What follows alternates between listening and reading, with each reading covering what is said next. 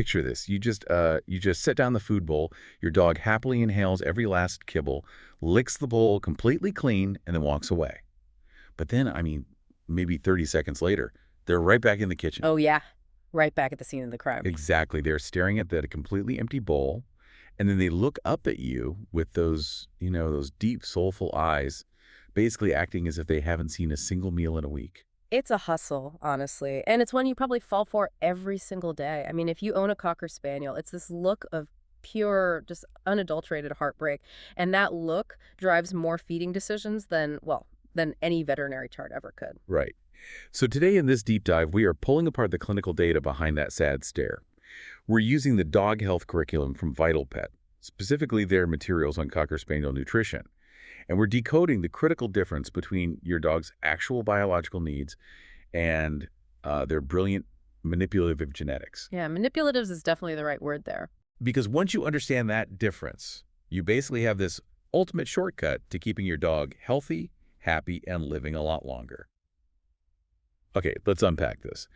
Because looking at the behavioral data in our sources, the best analogy I could come up with is that a Cocker Spaniel is essentially a highly skilled con artist. A con artist. I love that. Right. I mean that in the most loving way possible, obviously. But they totally use their cuteness to bypass our rational brains.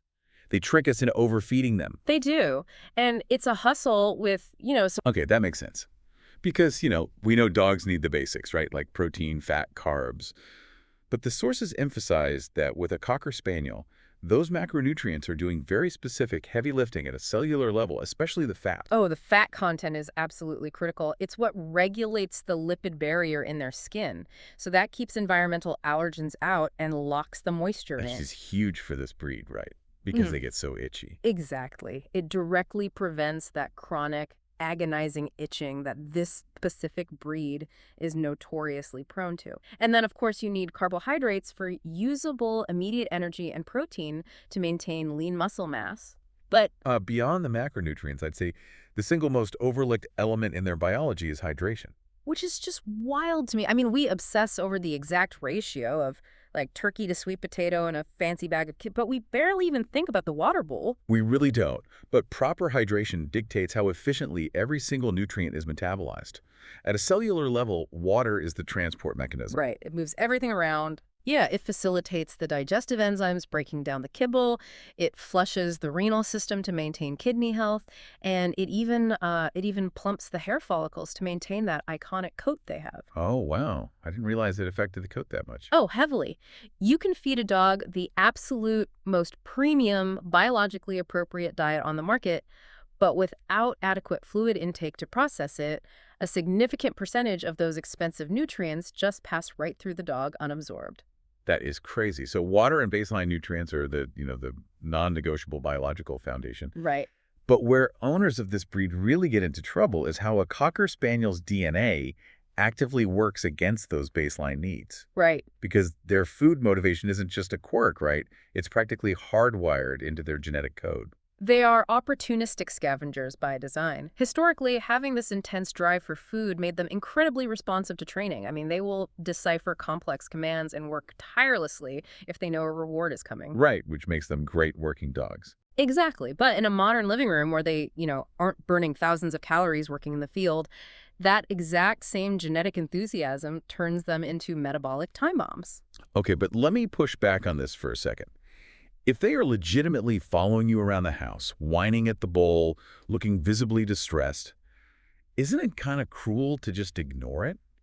I mean, how are you supposed to separate opportunistic scavenging from a genuine biological deficit? What's fascinating here is that you really have to reframe how you view the sensation of hunger in this breed.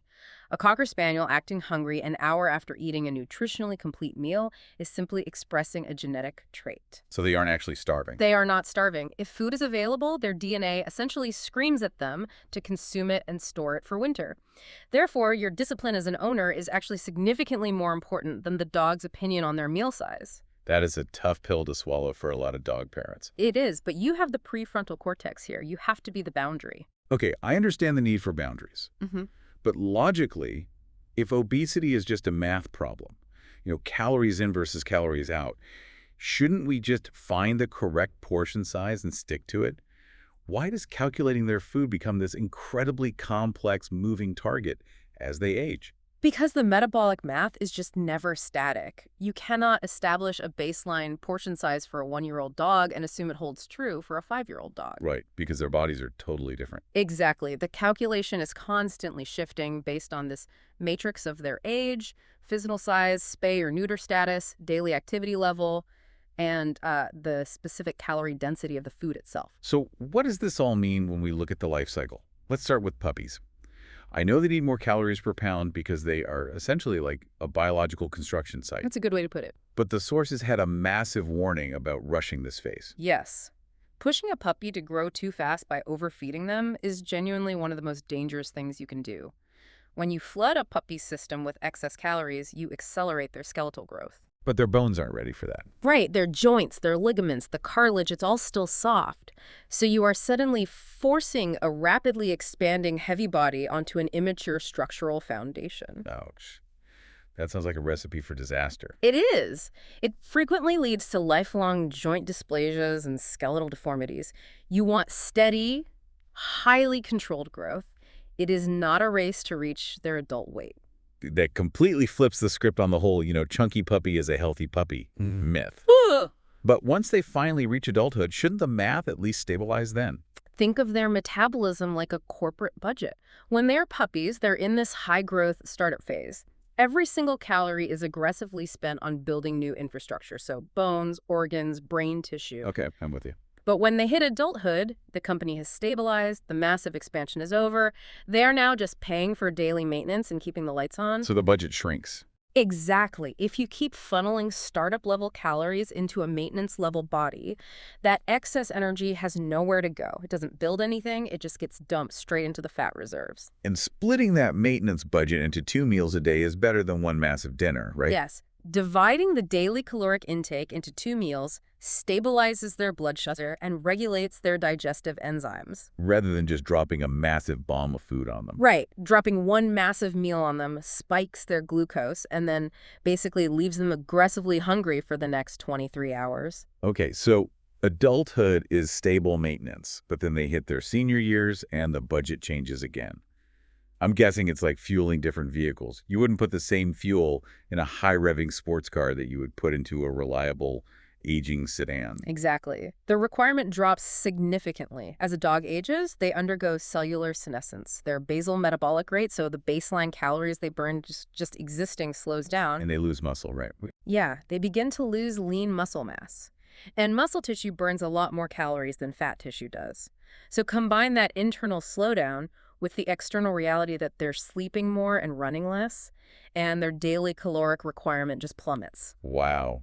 So if you don't adjust for that. If you keep feeding an 8-year-old senior the exact same portion they ate when they were a wildly active 3-year-old, the weight gain will be completely inevitable. It just happens so gradually, an ounce a week, that you won't even notice until their mobility is compromised. So if the physiological needs change so drastically, we clearly can't just trust the generic feeding chart printed on the back of the kibble bag. Not at all. Those charts just give broad weight ranges.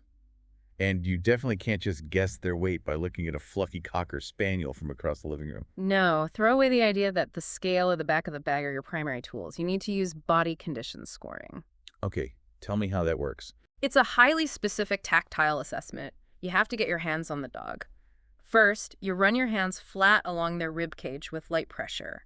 You should easily be able to feel the individual ribs under the skin. Like, how should it feel exactly? It should feel kind of like the knuckles on the back of your hand without having to press hard through a spongy layer of fat. You shouldn't be able to visibly see the ribs from across the room, right? Like, they shouldn't look emaciated. Exactly. Feel them. Don't see them. Then, look down at your dog from above. There should be a distinct visible waist tucked in just behind the ribs. It should look like a subtle hourglass. Okay, so an hourglass shape from above. Right. And finally, look at them from a side profile. You should see a slight upward tuck in the abdomen behind the rib cage. It should not be a straight, flat line parallel to the floor, and absolutely not a sagging belly. The sources actually noted that a disappearing waist, when viewed from above, is the very first clinical warning sign. Like, before the scale even registers a major change, the loss of that hourglass shape tells you the math is wrong. When the hourglass starts looking like a sausage, your early warning system is blaring. You are either overfeeding or they're underexercising, or both. Which brings us to the actual food in the bowl. We all love to obsess over the ingredient list, looking for, I don't know, deboned salmon or sweet potatoes.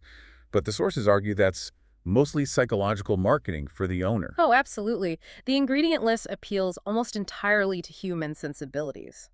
What actually matters for the dog's longevity is the nutritional formulation for their specific life stage, and critically, the calorie density of the formula. Wait, I want to make sure I understand this. If I switch from a chicken-based kibble to a salmon-based kibble, I can't just use the exact same measuring cup and assume I'm feeding them the same amount of food. If we connect this to the bigger picture, this exact misconception is one of the primary drivers of canine obesity.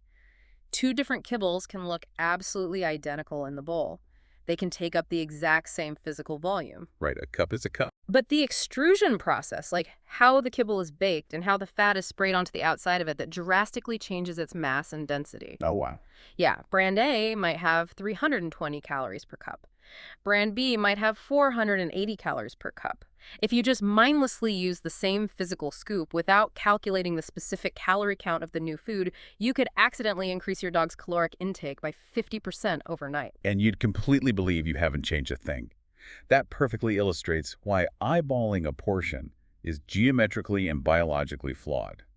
Our eyes deceive us on volume, and volume doesn't equal calories anyway. Eyeballing is playing Russian roulette with their joints. A casual handful of kibble today might be 15% larger than a handful tomorrow. You have to use a standardized measuring cup or, optimally, a digital kitchen scale to measure in grams. You have to know the precise caloric load of what you are pouring. Exactly. Let's assume an owner is doing all of this perfectly.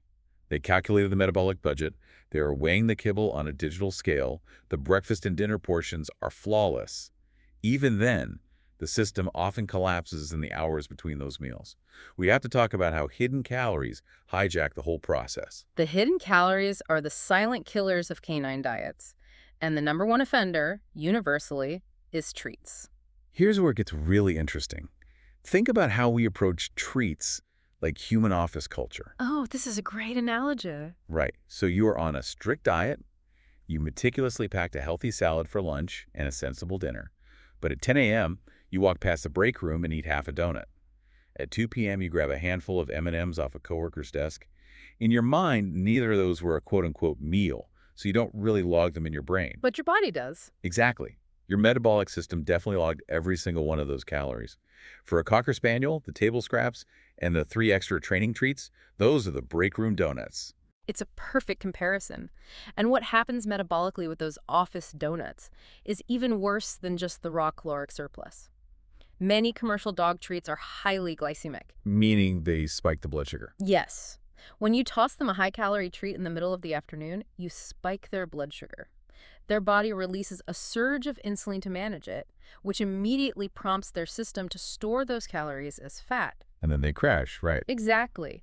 When that blood sugar inevitably crashes an hour later, it triggers a biological hunger response, causing them to beg even more aggressively. You are literally feeding the begging cycle. So by trying to show them love with a random treat, we're actually destabilizing their basal metabolic rate and making them feel hungrier. Precisely. Treats must be mathematically factored into their total daily caloric allowance, and they should ideally represent no more than 10% of that total. For a food-motivated breed prone to weight gain, you have to source low-glycemic, low-calorie treats. And the sources brought up free feeding as another massive metabolic disruptor. Just leaving a bowl full of food out all day for the dog to graze on. Free feeding a Cocker Spaniel is usually a moot point anyway, because they will likely just inhale the entire bowl immediately. True. But even if you have a rare grazer, free feeding is biologically disastrous. Digestion requires energy. When a dog grazes all day, their gastrointestinal tract is never allowed to rest. So they never enter a fasted state. Right, which is the only metabolic condition where the body will actually burn stored fat for energy. Furthermore, grazing makes tracking their daily intake completely impossible. It seems like a lot of owners also make the mistake of rapidly switching diets when something goes wrong. We've spent a lot of time talking about their internal weight, but what goes into the bowl also dictates their defining external feature, that iconic, gorgeous Cocker Spaniel coat. The exterior is simply a barometer for the interior. That luxurious coat requires massive amounts of biological energy to maintain. We talked about those healthy omega fatty acids earlier. Well, they are heavily utilized by the sebaceous glands in the skin. To produce those oils, right? Exactly, to produce the oils that keep the hair follicles strong and the skin pliable. So a nutritionally dense, well-hydrated diet literally translates to a glossy coat and less scratching. Yes. When the internal ecosystem is balanced, the skin microbiome thrives. It basically acts as a shield. A dog on a poorly formulated diet or one suffering from undetected food sensitivities will almost always present with a dull, brittle coat, flakiness, and chronic skin irritation. But there is a massive caveat in the clinical literature here. If your dog is constantly itching or losing hair, you shouldn't just start playing a guessing game at the pet store and constantly switching their kibble. So food can make the coat shine, but if the dog is constantly itching, we shouldn't just start playing musical chairs with different bags of kibble. This raises an important question about the limitations of at-home dietary management. Nutrition plays a massive role in skin health, but you cannot self-diagnose complex dermatological issues by randomly rotating bags of dog food. Because food is just one variable, right?